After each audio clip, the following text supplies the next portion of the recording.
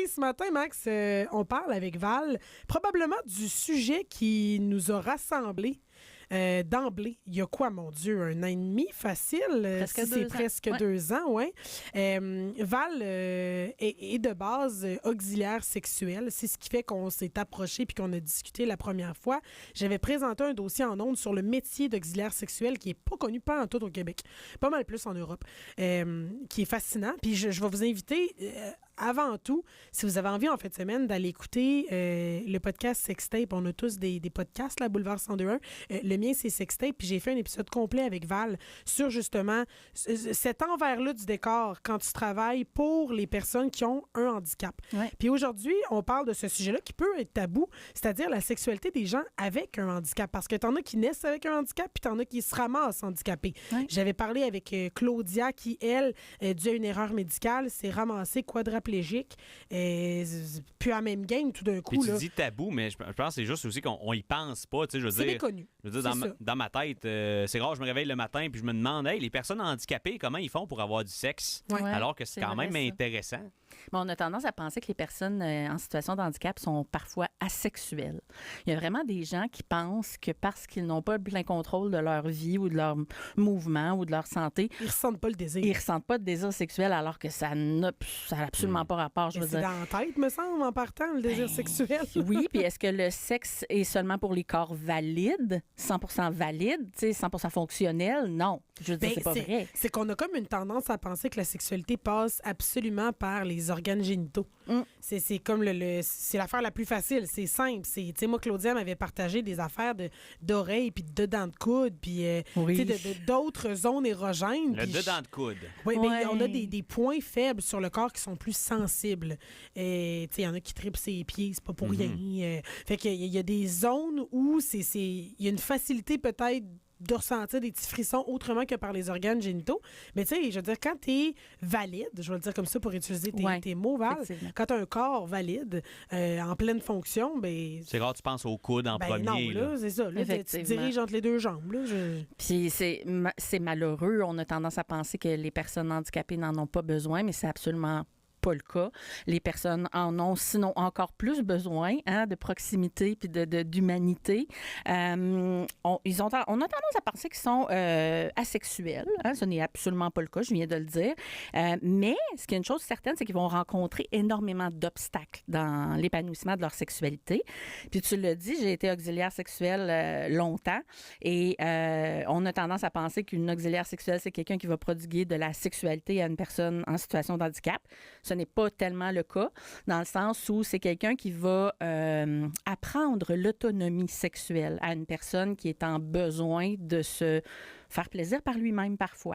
C'est sûr que dans l'idéal, on voudrait bien qu'il y ait une partenaire, mais si on peut pas en avoir une et que une auxiliaire sexuelle, c'est souvent un service qui va être limité. On peut pas continuer à avoir ces services-là pendant plusieurs années, ou en tout cas, idéalement, on essaie de leur apprendre à prendre soin d'eux-mêmes sexuellement. Mais il y en a pour qui c'est très difficile parce qu'ils ne sentent pas nécessairement. Fait que tu l'as dit, le pli du coude, les oreilles, probablement étant le premier endroit où on va aller voir est-ce qu'il y a possibilité de ressentir des sensations, est-ce qu'il y a possibilité de s'amener un certain orgasme par rapport à ça, et il faut travailler avec la personne, il faut que la personne soit ouverte d'esprit à ça aussi. J'ai entendu parler de la nuque aussi. Tu sais, il y a des endroits qui sont plus propices à ça. Oui. Est-ce que tu es conseillère en sexologie? La sexualité, est-ce que c'est un besoin humain?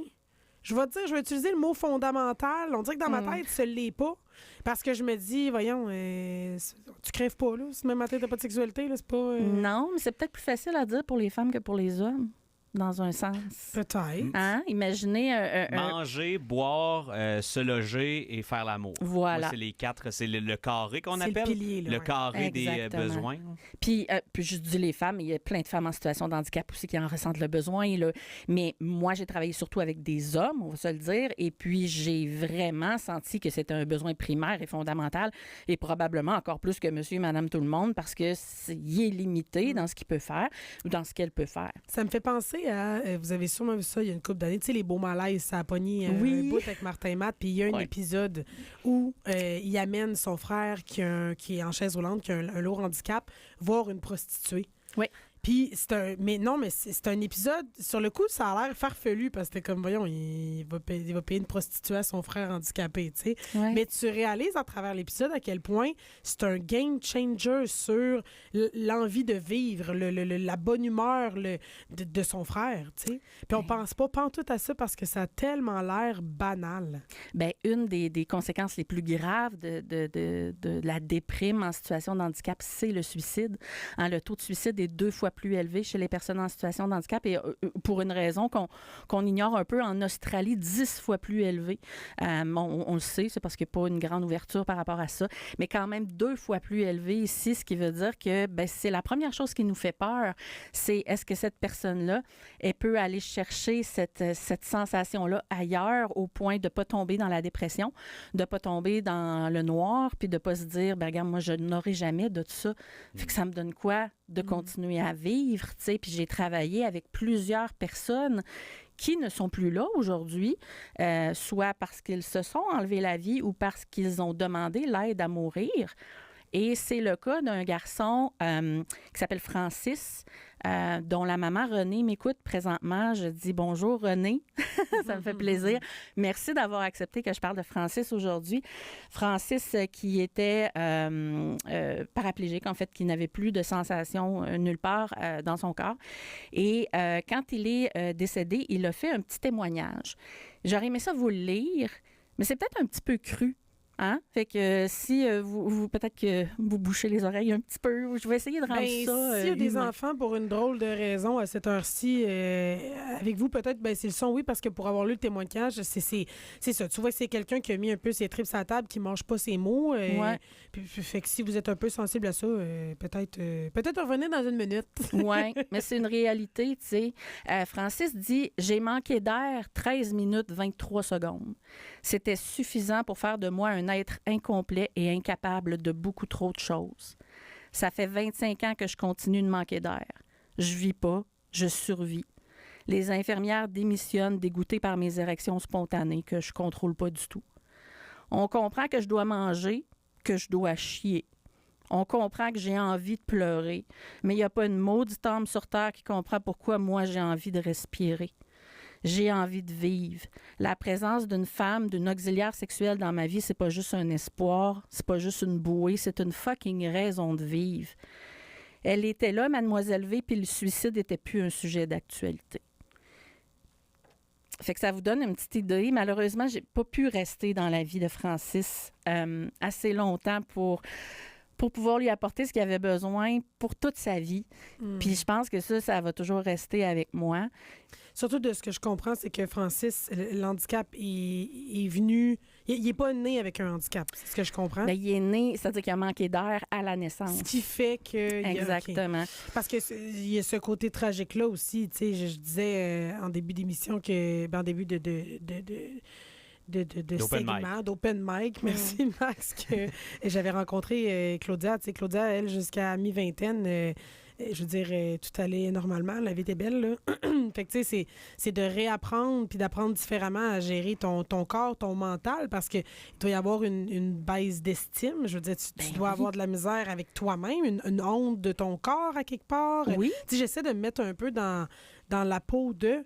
Tu sais, il n'est pas question de performance ici, là. Tu sais, il n'est pas question... C'est question d'être accepté par quelqu'un qui va te voir pour ce que t'es puis qui se fiera pas juste sur le physique. Exactement, puis c'est tellement difficile pour eux à trouver. Puis ils n'ont pas toujours non plus envie d'avoir un partenaire qui est limité. Oui, c'est ça, oui, parce que souvent, tu as l'impression que ils vont trouver leur moitié de pomme, ils vont se comprendre, ils vont... Voilà, ça a été mon premier réflexe quand je leur parlais au début, mais pourquoi est-ce que tu ne te mets pas à dater sur un site où il y a d'autres personnes en situation de handicap? Puis la réponse, ça a été, ouais, mais moi, j'ai peut-être pas envie qu'on soit 2 personnes limitées, là. Ouais. Qu'est-ce qu'on va pouvoir faire, tu sais? Puis je pense que c'est ce que je voulais faire aujourd'hui, c'est surtout ouvrir la porte. Si vous avez quelqu'un dans votre entourage qui est en situation de handicap, que ce soit un homme, une femme, qui ayez accès à la sexualité ou pas, si vous êtes sa famille, son entourage puis ses amis, vous avez tellement de pouvoir dans son bonheur au quotidien, là. Moi, les gens qui m'apportaient Francis, qui m'apportaient Anthony, c'était des gens de la famille. C'était une mère, un père qui transportait son fils jusque dans le lit. C'était un ami, un meilleur ami qui acceptait de faire 4-5 heures de voiture pour venir nous voir. Et c'est grâce à ces gens-là qu'on peut y arriver parce que c'est certainement pas sur le Québec qu'on va compter pour avancer dans ce dossier-là. Là. Non? Non, il y a vraiment pas grand-chose qui se fait au niveau du Québec. Malheureusement, les 2 seules réalisations qu'on a depuis un certain temps, c'est un centre intégré pour la vie autonome qui parle de sexualité et handicap, qui est conçu pour les personnes aidantes, entre autres, c'est bien.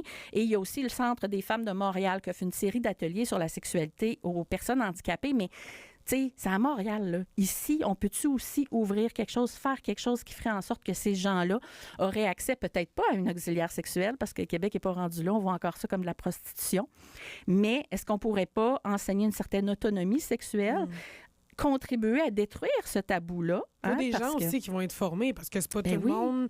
c'est pas tout le monde qui a nécessairement l'aisance ou les connaissances. Tu sais, moi, demain matin, tu me dis, essaie d'aider quelqu'un qui a des limitations physiques. Je sais pas par où commencer, je connais pas ça, j'ai pas la matière. Je manque de ressources moi-même pour aider quelqu'un qui a besoin d'être aidé. Fait que je pense qu'il y a de ce côté-là aussi qu'on doit avancer. Puis il faut penser que cette personne-là, souvent, ne peut pas communiquer verbalement. Ça arrive des fois qu'elle ne puisse pas communiquer verbalement. Ça arrive des fois aussi que la personne, elle n'est pas totalement en capacité mentale. Il peut y avoir un retard mental léger, comme par exemple, il est capable de dire que c'est ce qu'il veut, bien entendu, mais la communication se fait parfois pas toujours de la bonne façon. Des fois, ça peut être malentendant. Donc, ça fait en sorte qu'il faut vraiment être à l'affût de toutes les signes que cette personne-là peut envoyer, de faire preuve d'une humanité extrême. Et puis, si vous pensez que c'est de la sexualité... Bien, la majorité des gens, non, ce n'est pas le cas parce qu'ils ne peuvent pas avoir de relation complète en tant que telle. Mais pour eux, là, juste d'écouter un film avec quelqu'un à côté d'eux, de se faire masser les cheveux, là, c'est assez pour faire leur mois puis leur année. C'est une dose d'amour. Exactement. C'est de l'amour en concentré beaucoup plus que de la sexualité. Mais il y en a pour qui aussi, comme dans les beaux malaises, c'était très, très génital. Puis c'est correct aussi, parce que c'est un besoin, on va pas se le cacher. Là. Je veux dire, c'est pas que du Netflix and chill. C'est un besoin aussi. Il y a de tout. Physique, absolument. Selon les besoins de la personne concernée. Je trouve ça le fun qu'on parle de ça parce que j'ai l'impression que, en tout cas, moi, je m'y connais vraiment pas. 88-971-1021, je sais pas si vous avez des gens comme ça dans votre entourage, des témoignages par rapport à ça. Est-ce que c'est... tu sais, je connais des gens qui sont limités, mais j'ai jamais abordé le volet sexuel avec eux. On dirait qu'on a une tendance à prendre seulement les besoins de base en compte. Tu sais, quelqu'un qui est limité, on va s'arranger pour qu'il mange bien, qu'il dorme bien, qu'il soit au chaud, qu'il soit habillé. Mais je veux dire, à part ça, on se pose pas tant de questions par rapport à ça. Puis avant de te rencontrer, honnêtement, je m'en étais jamais posé non plus. Oui, puis pour ceux qui sont intéressés, là, moi, j'ai décidé d'en parler parce qu'il y a une série documentaire qui sort le 14 février sur Ami Télé qui s'appelle « Toucher ». C'est une série documentaire qui aborde un tabou dans la société, qui est la sexualité des personnes en situation de handicap. Et ça passe la vie de 6 personnes qui ont accès à des services d'auxiliaire sexuel. Et c'est une série documentaire pour laquelle j'ai été approchée. Arrête donc! Oui, à l'époque, j'ai été approchée pour en faire partie. Finalement, ça n'a pas fonctionné pour plein de raisons, mais c'est une excellente série documentaire que je vous invite à écouter, que vous ayez quelqu'un dans votre entourage où vous ne soyez juste pas conscient de la réalité. Puis tu parlais de la réalité des personnes handicapées, mais il y a aussi la réalité de 2 personnes handicapées ou limitées ensemble physiquement qui ont besoin d'avoir des relations sexuelles. Ça aussi, on n'y pense pas, comme par exemple, moi, je souffre de fibromyalgie. Hein? Des fois, je peux avoir une jambe qui ne marche pas. Des fois, je peux avoir un bras qui ne marche pas. Puis des fois, je ne pourrais ne pas être capable d'avoir une relation sexuelle. Si j'étais en couple avec quelqu'un qui fait de la sclérose en plaques, par exemple, pas sûr que notre vie sexuelle serait comme celle de tout le monde. Hein? Je pense qu'on aurait besoin de s'adapter un petit peu. Puis, le truc Effectivement. Puis, tu sais, pour ceux qui sont à l'écoute et qui ont des difficultés, là, il y en existe des choses, hein, entre autres les coussins d'angle. Ça a l'air niaiseux, là, mais un coussin d'angle, c'est un coussin qui est fait en toutes sortes de formes, pour pouvoir venir se positionner de différentes façons, sans avoir à soutenir par ses abdominaux, sans avoir à soutenir ses jambes dans les airs. C'est comme un divan qui se défait en plein de petites fonctions. Et puis, ça fait en sorte qu'on peut l'utiliser partout. Et il y a aussi la chaise de chevauchage qu'on appelle. Vous avez peut-être vu ça. Hein, la dame s'assoit sur une petite balançoire et l'élastique fait en sorte que on peut chevaucher son partenaire sans avoir à forcer par ses jambes. Toutes ces choses-là, vous pouvez les trouver très facilement sur plein de sites. Amazon, entre autres, les boutiques érotiques. Allez-y parce que honnêtement, c'est ce qui fait en sorte que votre sexualité, si vous êtes limité, le moindrement, pourrait énormément changer. En tout cas, moi, des cossins d'angle, j'en ai des gonflables, des moelleux, des moins moelleux. On dirait qu'on pense pas à ça parce que ça a tellement pas l'air naturel. Puis comment je dirais ça? On aime la spontanéité, des fois, on dirait, dans la sexualité. Ouais. Hein. Puis ça c'est sûr que prend gonfler. Gonfler ton petit coussin avant, c'est un petit peu sur ça. Mais je pense que c'est quelque chose que les personnes en situation de handicap sont prêtes à vivre avec. Parce que de toute façon, si tu es en situation de handicap, il faut aller aux toilettes, tu as déjà tout un procédé à suivre avant. Pour ton hygiène, c'est la même chose aussi. Puis tu sais, c'est vraiment pas évident. Puis j'ai envie de dire un gros bravo aussi aux personnes qui s'occupent des personnes en situation de handicap. Ça doit pas être facile d'être une infirmière puis d'entrer de donner un bain, puis soudainement, il y a une érection. Il y a une érection. Là, tu te dis, es-tu en train de penser à moi, lui, là? Oui, voyons, gère-toi. Effectivement. Fait que je comprends que ça peut être choquant. Ça sonne indécent, je pense que c'est plus ça. Puis ça doit tellement être gênant pour ces gens-là qui ne le contrôlent pas nécessairement. Mais vous devez savoir que si vous m'écoutez présentement, que c'est déjà arrivé, ne capotez pas avec ça, c'est involontaire. Les érections, on le sait, ce n'est pas quelque chose qui est volontaire. Hein, Max, à 4 heures du matin? Ça arrive, non, c'est ça. Ça arrive le matin et que tu te réveilles et tu fais je devais être en train de rêver à quelque chose. Là. Exactement. C'est le niveau de testostérone dans le sang qui varie du matin jusqu'au soir. Fait qu'on ne peut pas s'attendre à ne pas avoir de petits écarts comme ça, surtout si en plus, tu n'as jamais de toucher, tu n'as jamais été chouchouté, on dit ça de même. J'ai ma petite idée sur la réponse, mais qu'est-ce qui fait qu'une auxiliaire sexuelle puisse pas accompagner quelqu'un pendant trop longtemps? C'est-tu pour pas habituer cette personne-là à son auxiliaire sexuel puis que ça devienne juste comme une habitude puis qu'il y ait ça devienne quasiment une relation inappropriée. Entre autres, c'est surtout pour l'attachement émotionnel. Ouais. Parce que veux pas, ces gens-là, tu deviens un peu leur seule option temporaire. Ça devient facile pour eux de s'attacher au-delà de la relation d'aide qu'on veut leur apporter. Puis c'est même difficile pour moi, honnêtement. Il y a des clients que je porte encore dans mon cœur, puis que j'ai des contacts avec eux, je prends de leurs nouvelles. C'est difficile, mais on n'a pas le choix parce qu'il faut leur apprendre cette autonomie-là parce qu'à un moment donné, on pourra plus être, on peut pas être là, malheureusement. D'autant plus que ce n'est pas légal ici au Québec. C'est la raison pour laquelle je ne le pratique plus. Mais ça demeure un dossier que je suis prête à réouvrir. Là, si à un moment donné, il y a du monde qui ont le goût d'aller au front avec moi, là, en chaise roulante ou en béquille. Appel à tous. Bien, certain, c'est un beau dossier. Je suis contente qu'on ait parlé de cet angle-là. Si le métier d'auxiliaire sexuel vous intéresse, vous êtes curieux, je vous ramène à aller écouter Sextape. On a passé quand même un bon 50 minutes sur le sujet à parler de comment t'en es arrivé à faire ça, qu'est-ce que t'apprends à ces gens-là précisément. On a raconté des moments cocasses, on a eu beaucoup de plaisir. Merci encore une fois. Ça fait plaisir. Je trouve ça le fun d'ouvrir ce sujet-là de temps en temps. Je veux dire, ça meurt pas puis ça vaut la peine d'être traité. Si vous avez besoin de consulter Val, qui est conseillère en sexologie, c'est mademoiselleve.com. Oui. MLLEV.com. L'abréviation, oui.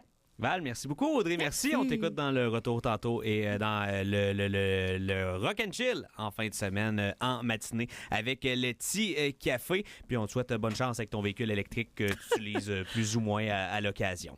Au retour, on fait le tour des nouvelles. On jase sport aussi. Prédiction pour les 2 finales de conférence dans la NFL en fin de semaine. Mais Seahawks de Seattle qui seront notamment en action. 4 équipes qui tenteront d'obtenir une des 2 places disponibles pour le Super Bowl qui sera disputé du côté de San Francisco dimanche dans 2 semaines. On se jase aussi course à la chefferie à la coalition Avenir Québec. On a officiellement quelqu'un qui va se lancer dimanche. On a quelqu'un qui devrait se lancer dans les prochains jours. On a quelqu'un qui y penserait encore, même 2 quelqu'un qui y penserait encore. Et on a un retrait aussi qui est arrivé dans la dernière heure. Et on se parle aussi de fraude. Ça vous arrive-tu de recevoir des petits messages qui vous disent « Hey, j'aurais une job pour toi ». Souvent, c'est en anglais puis tu comprends pas trop pourquoi. tu reçois ce message-là, ben c'est ça l'affaire. Tu le reçois parce que c'est une fraude. Fait que 88-971-101, le numéro pour nous rejoindre en studio. Vous écoutez le Point de Max à Boulevard. Il est 11h25. Le Point de Max. Vous êtes